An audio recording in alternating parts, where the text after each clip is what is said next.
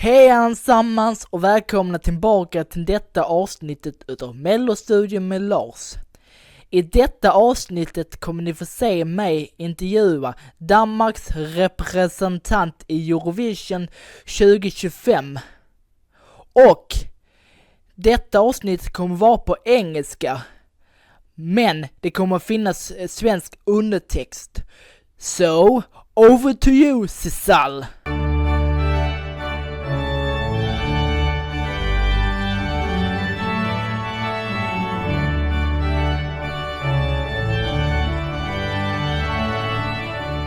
Hi everyone, I am Sissal, and I am representing Denmark this year in Eurovision in Basel in May.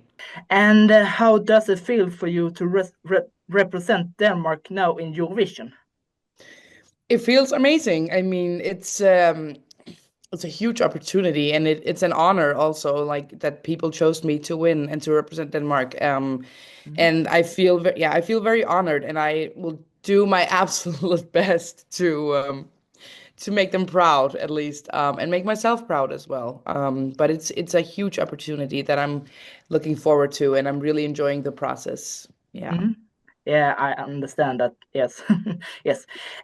Can you tell us what it was like growing up to a Fair Island?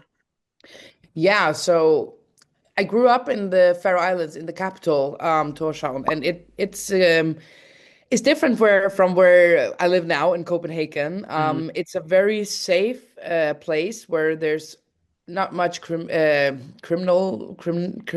Do you say that? Like criminal records? Yeah. So it's a very safe place to grow up as a child. And I grew up with a family. My parents have always focused a lot on the things that I am good at. So like how do you say, like they have always supported me in doing things that I love. And I have always been a child with a lot of like diva complexes. So I just stood there 10 years old and like took the crowd and just stood there alone singing. But I grew up like in a very safe environment with a great family, and I have actually never grew up. No one in my family is very like is a musician or a good singer. So I was the only one with with an interest for making music myself. But yeah, it was amazing, and it's completely different from living in Denmark. Also with music as well, because the music industry is completely different in the Faroe Islands. So yeah, yeah. Okay, but why are you moving from the Fair Island to Copenhagen? What was the choice? I mean, to start with, I moved 5 years ago, and I moved to study.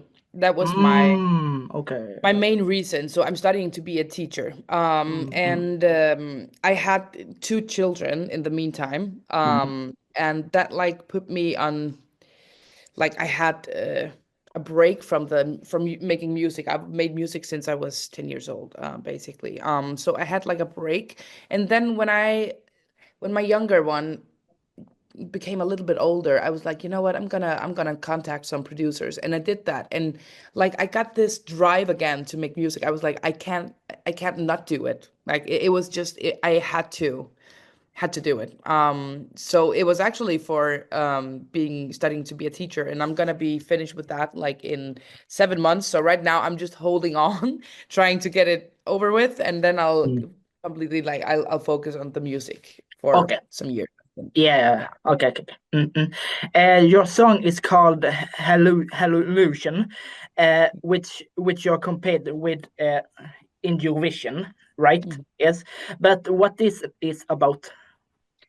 The song, it's we wrote the song as a story behind like when you are so driven by love and emotions, and like having this intense feeling of being in love.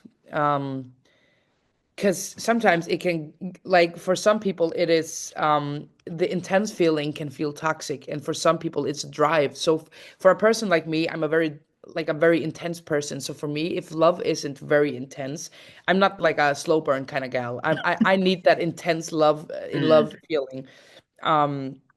And that's like basically the story behind it, like me telling my story about how I felt this extreme feeling of being so in love that it felt almost like a hallucination, like you've never felt this before, and this is the first time ever that you have.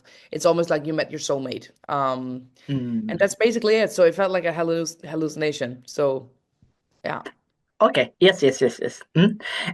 Your song was written by Swedish songwriters Malena Webb and Linnea Deb, among others. Malena was one of the people who wrote last year's winning song in Danish MGP. How does it feel to you kind of ride on the last year's winning concept, if you can say so? I mean, writing with so we wrote the song in a camp, in a songwriting camp. Mm-mm. And so Melanie and Linnea, they were mentors on that camp, and Marcus was Mm. on as well.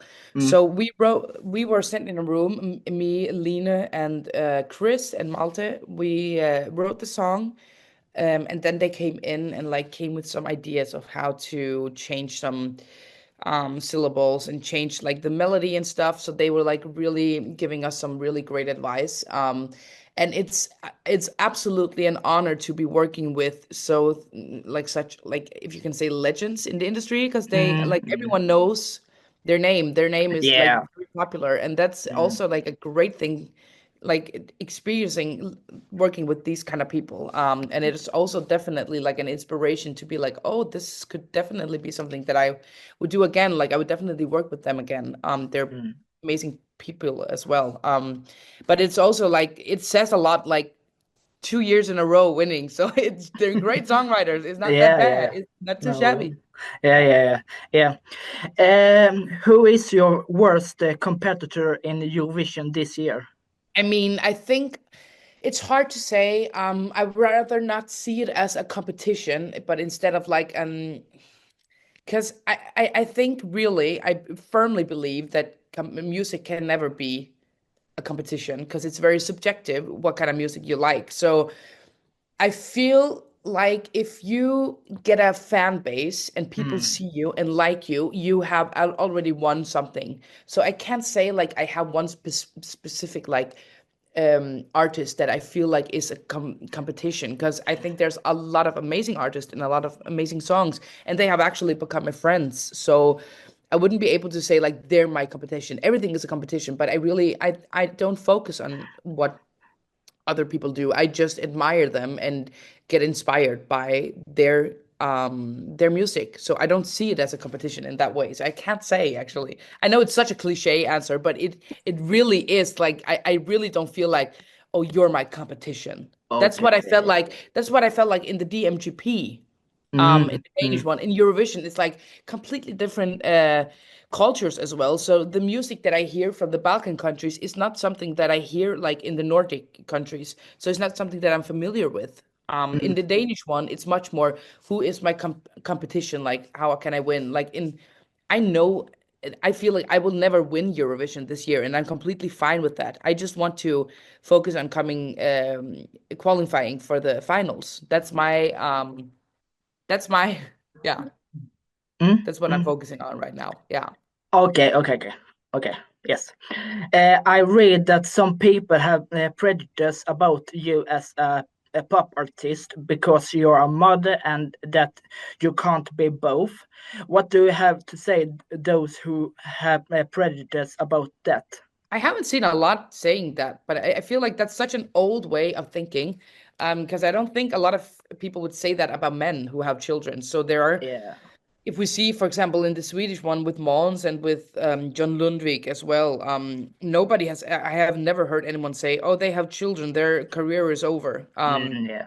So I feel like that is a very old way of seeing women, like women should stay at home with their children. I am the best mother out there for my Mm. children. I every free time that I have or spare time I have, I use with my children. So as soon as I don't have, like, I have some free, I don't have work that day, I have them at home, like, and I always pick them up early, and I usually also like we stay up night. We like in the morning. We don't have like we're not in a rush. So, and they have a great father as well that really helps. And my family is very supportive. So they have amazing grandparents on both sides as well. So I just think that's a very old way of seeing it. And you know what? That's fine. I hope that when women get children, that they will get like, you don't have to only be a mom. You can be an amazing mom and do things that you like as well. So yeah, that's what I feel. Okay. Yes. If you weren't going to do music, what would you choose? I would say like I really love working with children and young people. That's also why like I chose this way. Like being a teacher. Because I really love working with people. I'm a very extroverted person, and I really need like I love having colleagues as well, and I love communities as well, and that's what you usually get through work. So I think it would be a teacher. So if I mean, I hopefully think that I can balance a little bit of both. I mean, of course, if the music will like, I don't know, like really just drive off and be like, this is gonna be my career now. I would love that. I mean, I would really love that. But I would definitely always have some kind of like I need to work with people and children as well. Like I love that. Okay. I love making a difference and being something for people. Okay. So, why do you think you should win Eurovision? Honestly, I don't think I will win Eurovision, and I don't Really? think. Yeah, I really like. I don't know if that's a bad answer because some have been like, "Oh, why do you think like?" It's not because I don't think I'm good enough. I just think that Eurovision is so much more than just a good voice and vocals. It has like a lot of things. And like if I would win, I would be the most surprised person in that arena. I think literally I would be like, what just happened? Because I really right now the only thing I'm focusing on is qualifying for the finals. That's Yes. my biggest goal right now. So I don't think I deserve it more than anybody else. I think all the artists deserve to qualify, and all the artists. I just think that the reason that I am so desperate to get to the finals is because Denmark hasn't been in the final since 2019. So I'm like very like I have to get to the final now. Yeah. I'm really like I will be so, and honestly I will be actually I think I will cry if I'm not gonna qualify. I probably will. I hope so too, yes. Yeah. And the last question, what do you see yourself doing in the next 5 years as an artist? Oh, I will definitely, first of all, I would like I love being in sessions and writing for other people as well. But I definitely feel like I will be making a lot of music and hopefully like playing around, like maybe having a tour. Um, um, and like being with like making music. And I would definitely be releasing some kind of EP or something like one more EP, and maybe like performing a tour or playing at festivals as well. That's my biggest. I love festivals. I would love to be playing at festivals, and I want to perform in front of the king of Denmark. And I want to maybe be like the voice of a Disney character as well in Denmark in Danish. In the Danish version, or like the original version, but that would be pretty hard. But yeah, so like I would really like love this kind of diversity in the music industry, and but I will definitely be making a lot of music. That's like my, yeah, definitely. Tack så mycket för att ni har kollat på detta avsnittet. Glöm inte gilla, kommentera och prenumerera här nedanför. Så ses vi nästa gång. Hej!